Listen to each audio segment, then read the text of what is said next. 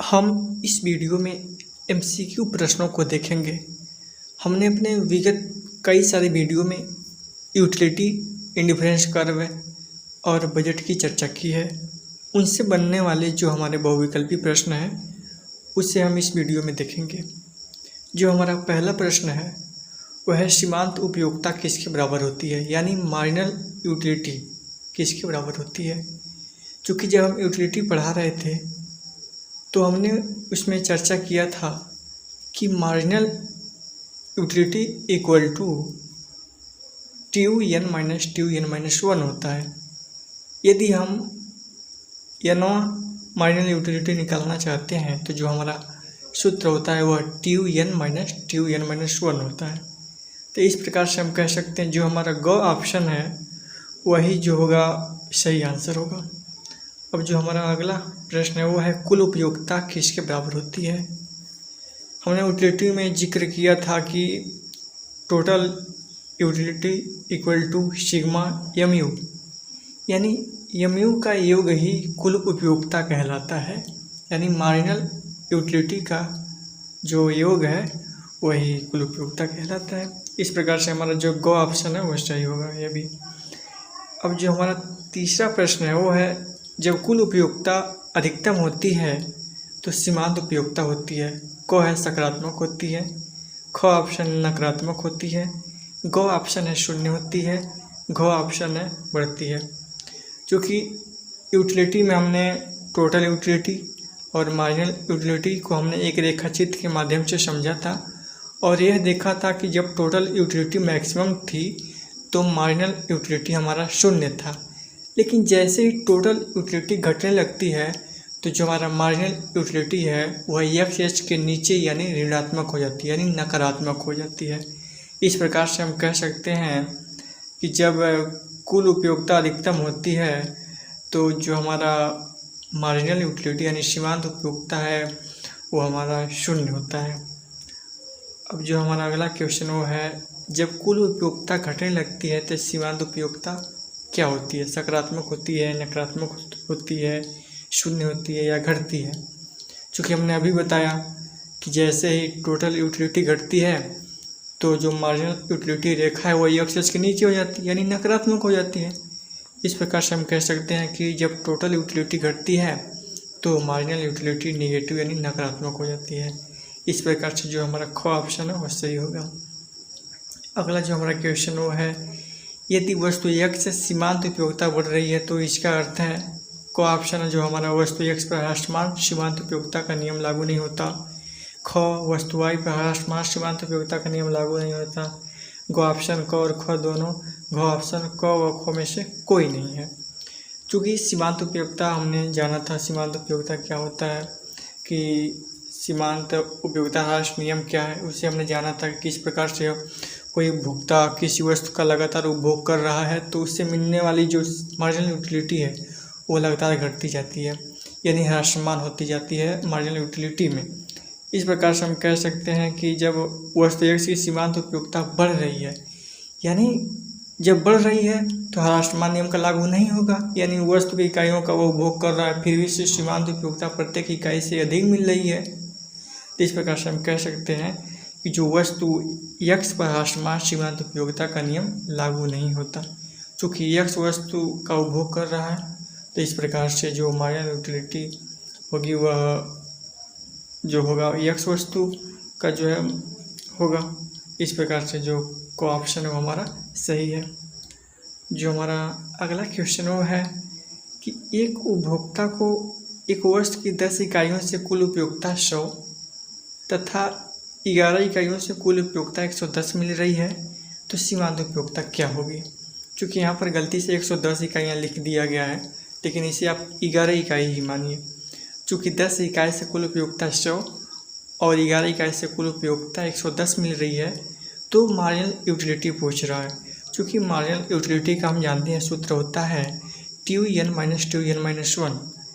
यदि मान लीजिए 11वीं इकाई की मार्जिनल यूटिलिटी निकालनी है तो 11वीं इकाई की टोटल यूटिलिटी माइनस 10वीं इकाई की टोटल यूटिलिटी में से घटा देंगे तो जो हमारा वैल्यू आएगा वही हमारा सीमांत उपयोगिता होगा। इस प्रकार से जो 11वीं इकाई की जो हमारी टोटल यूटिलिटी है वो है हमारा 110 और 10वीं इकाई की जो टोटल यूटिलिटी है वो है 100। 110 माइनस 100 यानी 10, यानी जो गो ऑप्शन है वही हमारा सही आंसर होगा। जो हमारा अगला क्वेश्चन वो है, एक उपभोक्ता एक वस्तु की 10 इकाइयों का उपभोग कर चुका है। 10वीं इकाई पर उसकी सीमांत उपयोगिता 12 यूटिल है यानी उपयोगिता है, जबकि वस्तु की बाजार कीमत 10 है तथा उसके लिए मुद्रा की सीमांत उपयोगिता यम 1 यूटिल है।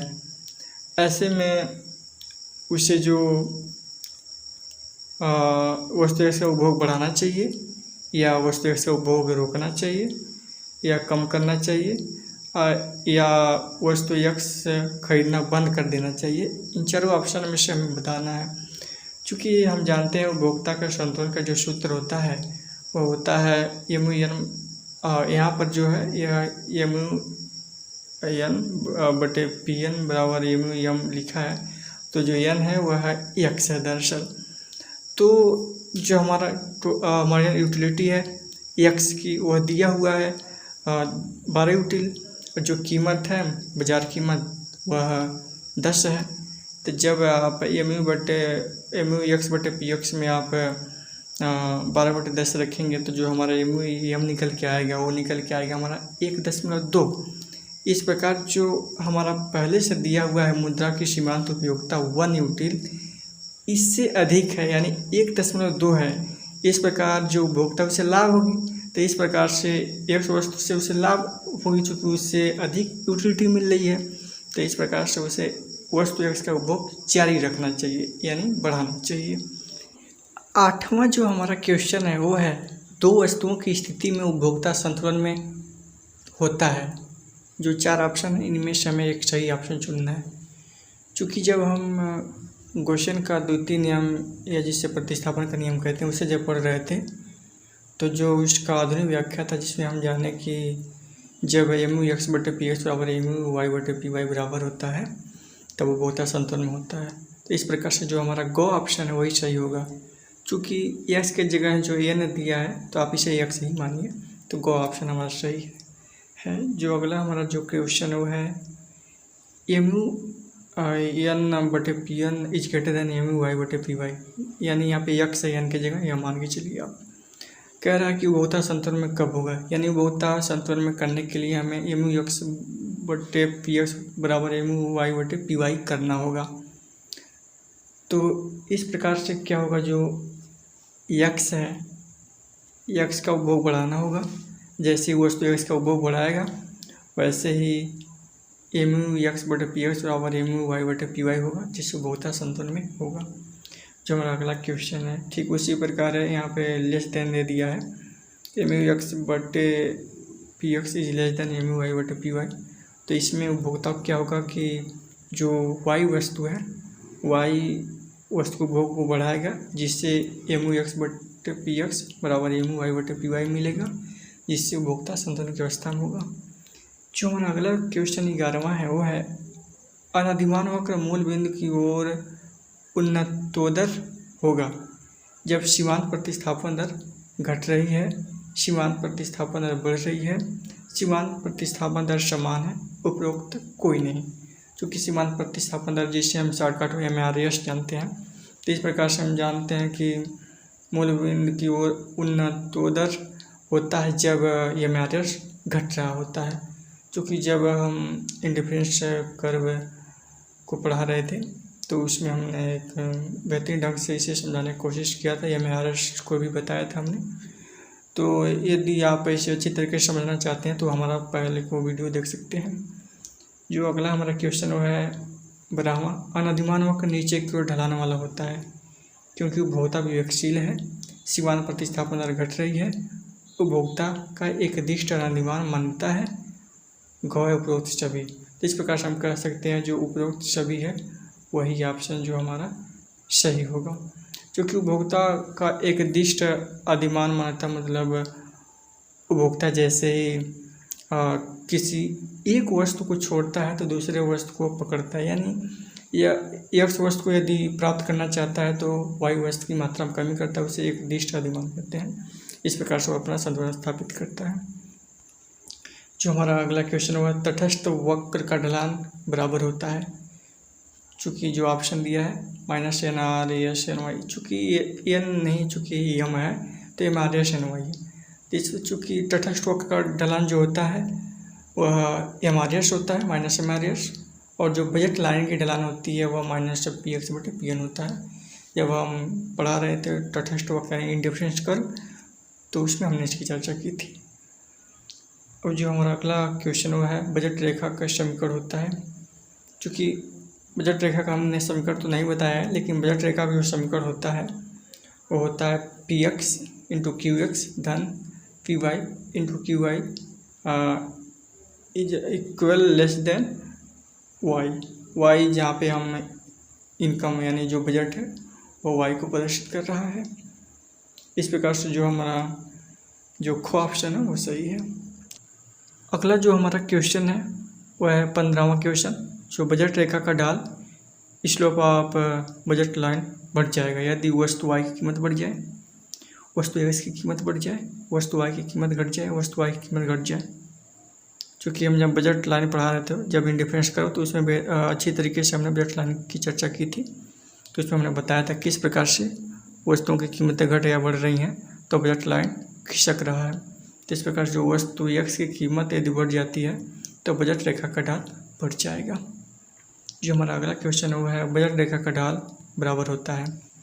चूँकि बजट रेखा जिसे हम कीमत रेखा कहते हैं, इसका ढाल -px/py होता है। तो इस प्रकार जो हमारा गो ऑप्शन वो सही होगा। जो हमारा अगला क्वेश्चन हुआ है 17वां, आय बढ़ने पर बजट रेखा बाईं तरफ खिसक जाती है, तो हम जानते हैं समानता, और जब आय घटती है तो दाईं ओर खिसक जाती है। जो हमारा अगला क्वेश्चन है जो 18 से 22 तक है, एक रेखाचित्र के माध्यम से हमें उन प्रश्नों का उत्तर देना है। तो 18वां क्वेश्चन है, लिखा है कौन सा बिंदु अप्राप्य संयोजन को दर्शा रहा है। अप्राप्य का मतलब हुआ कि जिसे प्राप्त न किया जा सके।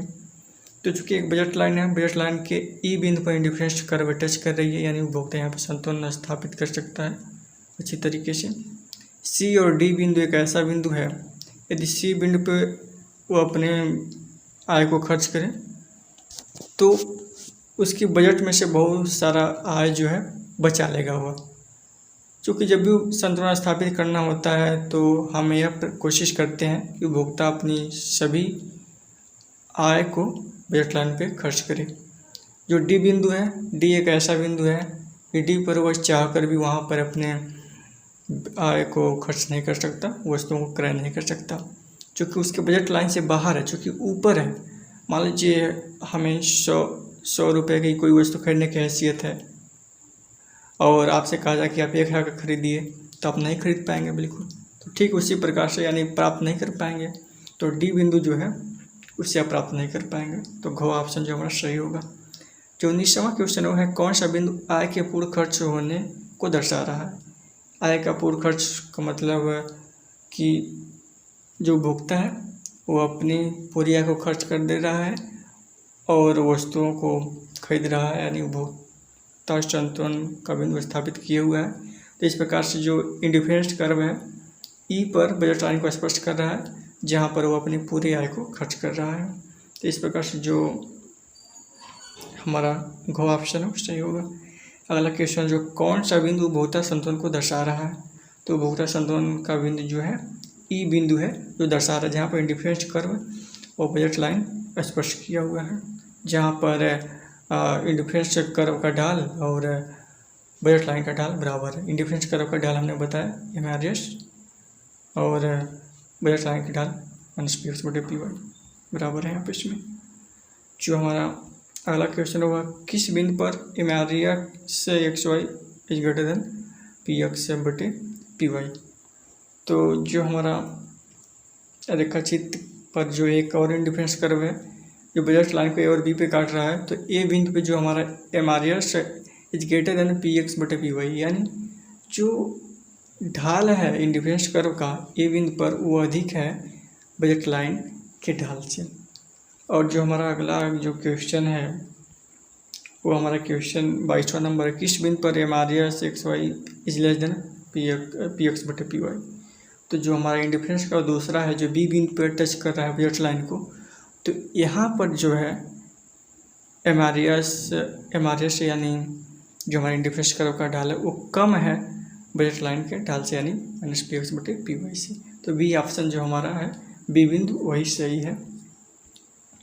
अब हम अगले क्वेश्चन को देखेंगे। अगला क्वेश्चन हमारा उपभोक्ता संतुलन में होता है जब, तो हम जान रहे हैं कि उपभोक्ता संतुलन में कब होता है, जब एम आर एस बटे पी एक्स बटे पी वाई, यानी जब बजट लाइन इंडिफरेंस कर्व को टच करती है, जहाँ पर बजट लाइन का ढाल और इंडिफरेंस कर्व का ढाल बराबर होता है, तो वहाँ पर उपभोक्ता संतुलन में होता है।